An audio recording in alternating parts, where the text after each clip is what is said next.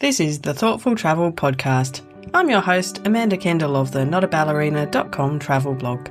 Every episode, I'll share travel tales from several fellow travel lovers, and together we hope to entertain and inspire you, remind you of some of your own great travel experiences, and encourage you to hit the road again soon.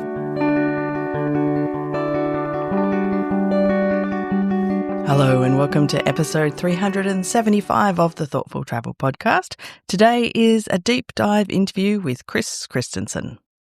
Firstly, let me pay my respects to the Whadjuk people of the Noongar Nation where I'm recording this podcast, and I'm going to link my weather complaint today to the Noongar seasons, which reflect our climate a lot better than the stereotypical four seasons. So here we've recently entered Birak, which is the first summer on the Noongar calendar. Yeah, we have so much summer, we have two summers, which makes sense to me. So Birak is hot and dry, which is exactly what I've been complaining about a lot the last week or so. I've just been on a Zoom call with several friends drowning in snow, and I was like, oh, I wouldn't mind a little bit of that. But such is life. Anyway, today's episode is a deep dive interview with a really OG travel podcaster, Christensen of the Amateur Traveller podcast. Very long-term listeners, you might recognise Chris from episodes back in 2016. Chris and I first met in person back at a TBEX conference. TBEX is Travel Blog Exchange in Bangkok in 2015. So that's the year before I even started podcasting. But at that stage, Chris had already been podcasting for a decade. Crazy. So I started off by asking Chris about how his podcasting career came about.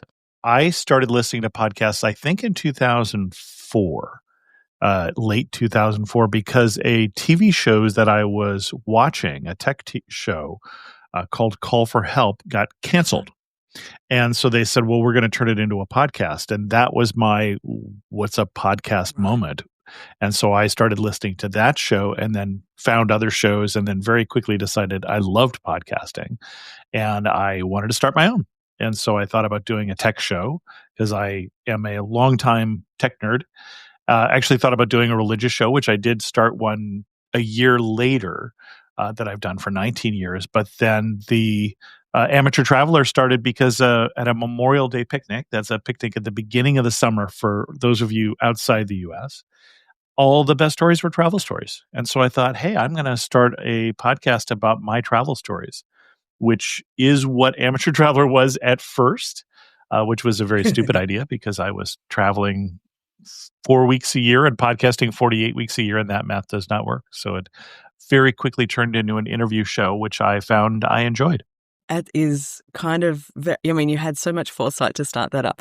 I also had the same. One of the reasons I have a podcast at all is for the same reason that I couldn't travel enough. I live in a faraway place. I didn't have enough time or money to travel frequently the way I had in my 20s when I lived in other places. So I thought, well, let's hear other people's stories because travel stories, people love to hear them. Or the people who love to hear them over and over, I think, or love to tell them a lot. That's probably more accurate, yeah. Yeah, you have to pick the right audience, I think. But what has, obviously a lot has changed in podcasting over those 20 years, but can you just hit the highlights? Oh, yeah. I was hand coding RSS feeds at first. I was literally writing them in a text editor. Fortunately, I'm a nerd, but it was a lot harder to do podcasting at that point. And we didn't have anything like, AI editors that help you edit the podcast. You were just editing via waveforms. And obviously there was no one listening either. I mean, just in general, audiences were a whole lot smaller because there were a lot fewer people who had discovered podcasting. And there was a lot of what's a podcast questions at that time. Even 10 years ago when I started, a lot of people would still say, what's a podcast? So I can imagine you had a whole decade of that before I got there. Remember, too, the podcast is named after the iPod. The iPhone or the smartphone that we usually put them on these days hadn't been invented yet. In fact, when I started, iTunes didn't have podcast support yet. It had it very quickly. Just a couple weeks in to after I started, they announced podcast support in iTunes. And actually, one of the engineers who worked on that had worked for me when I was a manager at Apple. And so she told me about it. So I was fairly early into the Apple iTunes, what was at that time the iTunes ecosystem. I mean, I'm right in remembering this correctly, aren't I, that of course, we had no smartphones. You had to physically plug your iPod or something into a computer and download the episodes onto the iPod and then listen, right? Yeah, that is correct. I think many people today would not realize that that's how podcasts began. So in the early days, were you able to see how many people were listening? Were there some statistics available? And when did that really start to change? So in terms of could we see, so I was actually running my podcast. The server that I was using to run it was on a desktop machine in my back office, house office, up until the point at which in November of 2005, so I started in July of 2005, Apple iTunes featured me for the first time, or featured the podcast for the first time. And that machine did all but catch fire. It couldn't handle the load. And fortunately, at that point, I worked for a company that was doing internet websites. And so my boss allowed me to put my podcasts over on our server. And so to get stats, I would basically parse the log files and try and figure out what was really a download and what wasn't, which is something that your hosting provider does now. But, I was getting, I remember 8 months in getting 200 downloads per episode or something like that. So it wasn't very big at the time. Well, the potential audience was small. That was probably very good back in the day. When things started to change, when was that and how, what impact did that have? I mean, it's been growing ever since I started. If you look at the graphs of not just how many people are aware of podcasts, but how many people are consuming a podcast on a weekly or monthly basis, those have been up and to the right, except for during COVID, which was disruptive at first with people having kids work at home and things like that. The only real knee in the curve where it started to change the angle and get adopted more rapidly was when the iPhone came out with Podcast app. Right. That was a real change in podcasting, and that was, I don't know, a long time ago. iPhone users download podcasts to a greater degree than Android users do because it's built in. It's baked into the operating system, which it isn't on Android. Yeah, so, my stats still bear that out sadly. As well. That the majority of listeners are iPhone users. That's it's really insane to think how much has changed over those years. I want to move on to the content of Amateur Traveller. So you focus on destinations. Correct. I didn't originally. Originally, it was more topical. And then later on, I started with Gary Arndt and Jen Leo, This Week in Travel, which was a topical show and an interview show and a news-based show. So that I was involved in that for 10 years from 2009 to 2019. But yeah, Amateur Traveler used to have a news segment, and it used to, I would do episodes on getting a hotel, but it turned to destination-based relatively quickly. And has been very consistently now a 1-week itinerary for a North American traveler. Yes. Well, I admire this because I would love to have been very disciplined about having such a clear goal, and because I think it makes the audience clearer as well, and it makes it easy for them to find you. Yeah.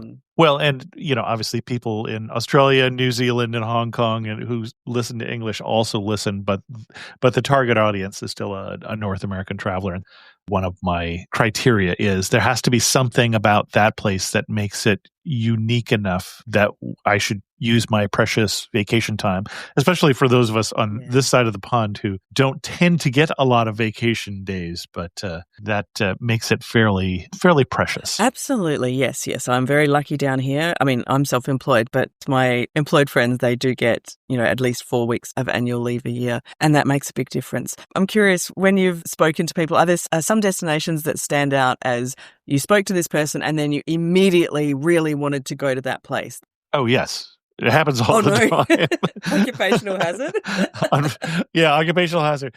Sometimes it doesn't. Honestly, there are places that we've talked about recently that either that destination or that particular trip, I'm like, yeah, no, I don't think so. We did a show recently on the Solomon Islands, which was, I thought, a great episode, but we have the guest crossing the ocean in, small boats in waves and things. And I'm like, oh, hell no. If I do the Solomon Islands, I'm going to do it on a larger boat than a rowboat. I think that sounds very smart. And we did, an episode on Chad, and I was like, no, it's not on my list. Yeah. But a lot of times I have been known within the last week or two to be literally Googling for tours or maybe even flights while we're in the air, while we're on the interview. It's just like, oh my gosh, I've got to go here. I think the most recent one I can think of is I've got an upcoming show coming out sometime in the next 3 months or so. I'm surprisingly far ahead right now. That is, usually I'm not that far ahead. Got one coming up on Eastern Turkey. Ooh. I have been to sort of central Turkey like Gaziantep and Şanlıurfa, which are, very interesting destinations, but our guest sort of started there and then went further east and was talking about things like the Syrian Orthodox Church and the monasteries and churches over there that I didn't even know were in Turkey, didn't even know that part of the story. And I was absolutely like, okay, it's time. I want to go back to Eastern Turkey now. But that is pretty typical. Well, if you think about it, I've invited somebody onto the show because they've convinced me that the destination they want to talk about is interesting. I've already weeded out all the people who pitched me, and I'm like, yeah, no, I'm sorry. That just doesn't sound that interesting. Yeah. I just love that you're Googling while you're still interviewing. When I speak to my guests, it's often very story-based, and we don't talk as specifically about destinations. But I have had the same experience of getting off a call and like, all right, I have to know all about this place. And I have definitely been to places purely because someone mentioned them, and then they, were really increasingly on my radar. Yeah, no, we. So when I talk about the podcast, I suddenly become plural. And I don't have anybody else working on it. I've had editors from time to time, but it's really just me. But with the show, I made a decision years ago, decades ago at this point, that the show is not so much about the guest's trip, but about the listener's trip, and have tried to convey that to the guests. I really want this show to be about what they can do. And so I don't really want to talk about things that you had this great, cool, interesting experience, but nobody else is going to be able to do that. That's not what the show is about. And so we're really trying to get people out of their chair and into some interesting destinations, whether that interesting destination be domestic or international. And then also give them practical things that they can do or should look up or should eat or all those things while they're there. Yeah. No, and I think, yes, your show really fulfills that, because if I'm going somewhere, I will look up and see, do you have an episode about that? Okay, here we go. This is a listen. This is a must listen now. So. Yeah. Well, and if you look up Kansai region of Japan, for instance, you might hear a familiar voice. Yes, although it's probably 10 years ago now, so I'm not sure. It might need a bit of an update. Not quite 10 years ago. It's in the 500s, so it's probably 8 or 9 years ago. But yeah. Usually when I redo destinations, which I do, that was the second time we talked about that region, I think, on the show. Right. But usually when I redo it with a different guest. Makes sense. Because then we get a whole different point of view, and sometimes, entirely different things to do. So we did an episode recently on Tokyo, and somebody gave me a pitch that is usually too weird for me, which was, this was somebody who really loved anime. And he wanted to talk about a lot of the different anime sites within Tokyo, within other sites you should go to. It wasn't anime only, which is one of the reasons I said yes. But it was very popular because a lot of people do like anime and did want it to know. And even those who didn't, it's like, what? There's a street in Tokyo with a Godzilla peeking over the building. I'm like, okay, I gotta go see that. 100%. I remember being in Tokyo and coming around a corner and discovering that Godzilla, not knowing that it existed, and it did give me a fright. So I would rather have the heads up, thanks. Yeah, he's been known to walk through town at other times on a Yes, exactly. Obviously, you are, yes, as a self-confessed tech nerd, you will have seen tech has changed a lot of things about travel in our lifetimes. I remember traveling in my 20s with, a physical guidebook, and you just turn up somewhere and find a place to stay. We used to use these maps that were on paper. Yes, which were very difficult to fold up sometimes. Yeah, exactly. And when you wanted to speak a different language, you had to study it. Yes. I have still a collection of little phrase books from various places I went to with little bookmarks in them for the very important pages. So, and I miss those days. I don't. I don't. I think this is one of the coolest times to travel. Yeah. I just was downloading an eSIM for my phone and a VPN because I'm heading to China tomorrow.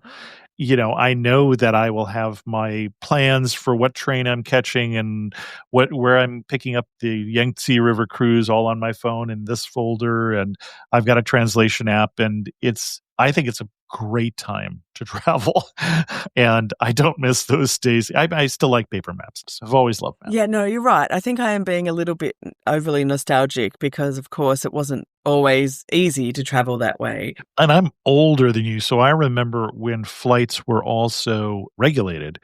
And in the US, for instance, how far you flew directly impacted how much it cost, and everything cost more. So flights are one of those things that, if you look back to when I was a kid, have not gone up at the rate of inflation the same as a lot of other things. That is more affordable than it used to be when I was a kid. And you don't have to dress up to fly, which is the other thing I don't miss. No.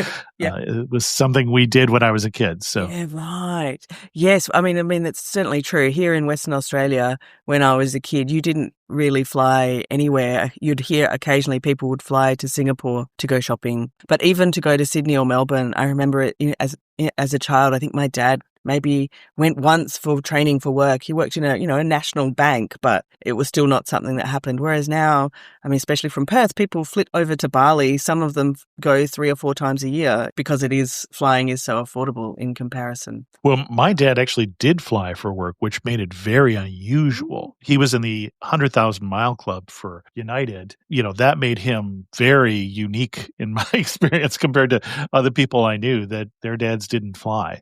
And he wasn't going to any place interesting, but he was on planes a lot. And I remember we walked into a hotel in Denver, Colorado one time, and the person at the front desk looked up and greeted my dad by name, and I was impressed as a kid. So nowadays I'm much more impressed, not for my dad, but for the guy at the desk, because I've you know how it works. I worked for a while at TripAdvisor and commuted to the same hotel 1 week a month, and the gal who checked me in never remembered that I had ever been there before. No. It was always the same person. Yes, oh dear. I do know where the elevators are. Yeah. Where did your travel passion begin? Oh, from my parents, but not really flying so much. We would fly every 2 to 4 years back to see family. And so our travels were in an old car with pulling a small trailer and visiting national parks in the western part of the U.S. was what a lot of our travels were in. And the way you measured the success of a Christensen family vacation was with the odometer. It was, how far did we go? And that one trip where we drove 5,000 miles, for instance, was a pretty memorable trip. That's where I learned to love travel, I think. And then through your years in various tech jobs, I imagine you had plenty of work travel as well. But when did you really love leisure travel? You'd think not a lot of interesting work travel. A couple interesting trips, like one trip to China and one trip to Germany, but not a lot of international travel, especially. And then even, depending on the job I was at, some had no travel, and some I lived in a hotel in Boston 1 week a month. So you have recently stepped away from working in tech, and I imagine that means your approach is to travel. I think the term they use is retired. But I know, but it doesn't seem right because, I feel like I'm talking to you from your job. But I do work 7 days a week. Yeah, exactly. So I feel like retire is a funny word these days. I had a hard time explaining to people I was retiring to this job. Yes. And to me, it seems like retirement, but to other people, that literally that concept was, I think retiring meant volunteering in golf, and anything else just not, I don't understand what you're saying. I can imagine. So I had people that I, announced I was retiring from high tech after 43 years. And they said, "Oh, I'm sorry to hear you're retiring. I was really enjoying the podcast." It's no. I'm retiring to the podcast. So now that you have a bit more spare time, in the sense that you don't have to do work, I travel more. How does this change how you'll travel? Will you be traveling for longer? Will you change where you go? I am not traveling for longer, in part because my wife is still working. Right. And I want to stay married. We've been married for coming up on 44 years here next month. So I'm fairly invested in that relationship. I was 5 when we got married. I don't know if you've done the math. Yes. Understood. Actually, I wasn't 5. That is, of course, not true. But I was too young to participate in a toast if we'd had one at the wedding. Right. Okay. Yes. So we were pretty young. So I do more shorter trips, more 1 to 2 week long trips, and then come home again. But I've been traveling about half the year coming up to this, but that also includes a month with my daughter who had a new baby this year. So some of that was family, but the rest of it was a lot of press trips and some personal trips and conferences, of course. Press trips versus personal trips, the pros and cons. Press trips, when they pay for it, I find that's nice. Pro. That's a significant pro. But that's a pro. Obviously, different companies, just so people know who aren't in this space, when you say that you're on a press trip or a FAM trip, a familiarization trip is the other term that is used more these days, that might mean you're doing something with the tour operator who's paying for everything once you get there, but you're still flying there, or it might mean everything is included, or it might mean, I had one trip to Dubai where United Airlines wanted me to talk about their international business class as a solo traveler and where did I want to fly. And so they paid for the flights and nothing else. Right. Turn around and come back, please. Yeah. Obviously, if I cover the destination that I'm talking about, then it can become a legitimate business expense. And so I'm doing a lot of both local travel and international travel that I am definitely covering on the show. There's advantages and disadvantages. I find, for instance, I'm trying to get to more countries, and most of the opportunities that I'm going to be offered are not going to include countries that I've never been to. They're going to include places that I worked with before, or places that have the budget for having someone come, which isn't always going to be the new country that I've never been to. And so I pay for my own travel as well. And it's a mix, and it's a good mix for me right now. I don't think I would be happy if it were either all sponsored trips or either all non-sponsored trips. Well, and I also have to figure out if it's something. So I turned down a trip, for instance, while I'm going to China. I had worked with the Chinese tourism board with the director out of LA I'd gone with him on a trip to China for about a week and a half in July. Very nice guy. We had a great time on the trip, and he would like to work with me more. And he offered me a trip while I was there, but I couldn't quite figure out how I was going to cover it on the podcast. I didn't quite get the there of this particular trip. And so I turned it down because I didn't really feel I could do him justice, right? I couldn't give him the value that I wanted to give him for inviting me someplace. And so if you've just covered someplace on the podcast, I might say no. It's a little bit of a balancing act, trying to figure out what I can do to get invited back to places, to have them like having me there, not just because I'm a nice guy, but because it was good for them. Yeah. And then for that to be true, it has to be something that I think my listeners will get some value out of. Yes, it's quite the juggling act. I agree. Well, and I find that until I have delivered, I am uneasy. And so I try and very quickly sort of pay off, as it were, this trip with, blog posts and podcasts and such, so that by the time I go on the next trip, I'm not getting behind, because I know friends who are more than a year behind. And it's like, but you should stop taking trips. Exactly. Stay home for a while. Until you catch up. You can't offer anybody anything. What I do like about being a podcaster, though, is we can come home and we can produce those episodes or create that content, and it's done. A lot of my friends are travel writers for magazines or newspapers, and they can write the stories, but it might be months before they actually get published, and then they haven't, as you say, paid off the debt. So, or it may not get published. Or maybe they can't. Yeah, exactly. So in my deep dive interviews like this, I always ask the question about being a thoughtful traveler. So I'm curious to hear, after so many discussions with other travelers, especially, and your own experiences, what do you think it takes to be a thoughtful traveler? Well, we can start with the basics, right? Which is things are different elsewhere. Yeah. Right? They don't do things there the way they do them at home. And that's okay. If you don't like that, don't go. Right? So part of it is just the realization that you're going to experience things that are different. So don't be too surprised if they're different, and don't be rude about it. Obviously, also there's some basic level. Let's start Yes, there.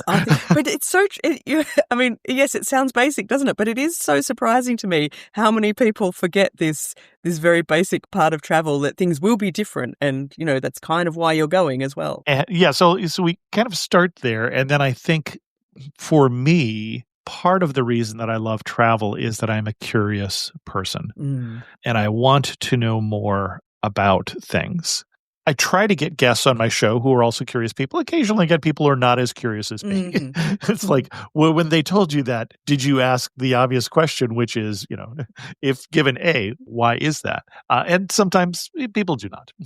But I like to know why things are that way. Why is that different? Or why do we do things that way? Or what's the story behind this? And obviously, the more you go to different places and the more you ask questions, the more you start to get a framework that you can hang pieces of information onto, right? The first time you go to Europe and they talk about Charlemagne, if you don't know who, I remember seeing an old Mad magazine with, I can't believe we're standing in the same spot as Charlemagne. Isn't that amazing? Who's Charlemagne? And so the more you know, the more you can understand things. Yeah. And I find that is even true across countries. So my first travels to what we would call developing countries weren't done very far from home. They were going to volunteer trips down to Tijuana, Mexico, where we were working with a group down there that was building houses in community. It was what they were trying to do down there. But you're out there in the barrio where the electricity didn't go, the water came around in a truck that would dump it into a bucket for you, and things like that. And I found that after like 15 trips down there and seeing that, your first trip down, you're like, oh my gosh, look how poor it is. And your second trip, you're like, oh, look, they've added on to that little shop. They're doing well. Or, this has changed since last time. They now are not throwing live wires over the power lines to get power.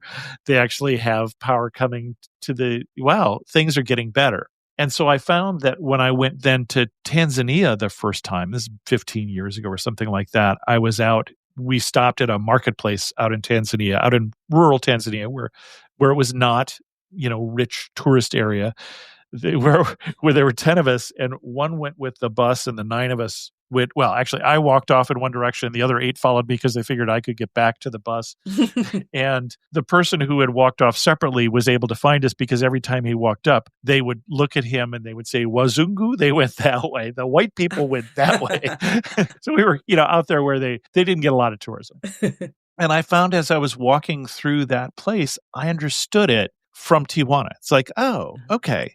This is the same, there's things that are common in developing countries. And I could put on my what's working here and what's getting better glasses and see that, even though I'd never been to this place before. And so I think part of just having a sense of curiosity, and a little less judgment than you might want to have is a great place to start in terms of being thoughtful, just asking questions and learning more. But that to me just comes from just having that natural, innate sense of curiosity of why are things different. Seriously fun to chat with Chris about his epic podcasting career. There's no other word for it. It's quite inspiring to think about how many years he's run Amateur Traveller for. So great work, Chris. It was really a pleasure to chat. If you are not already an Amateur Traveller listener, you can find it on any podcast app, or also just go to amateurtraveller.com and you will get heaps more there. Don't forget also to join our Facebook or LinkedIn groups for Thoughtful Travellers. Just type Thoughtful Travellers into those platforms and you'll find them. And to get more thoughtful travel ideas and stories and pictures and stuff, come along and join the Thoughtful Travellers newsletter at thoughtfultravel.substack.com. All of these links and more will be in the show notes. For this episode, you'll find them at notaballerina.com/375. As always, thank you so much for listening.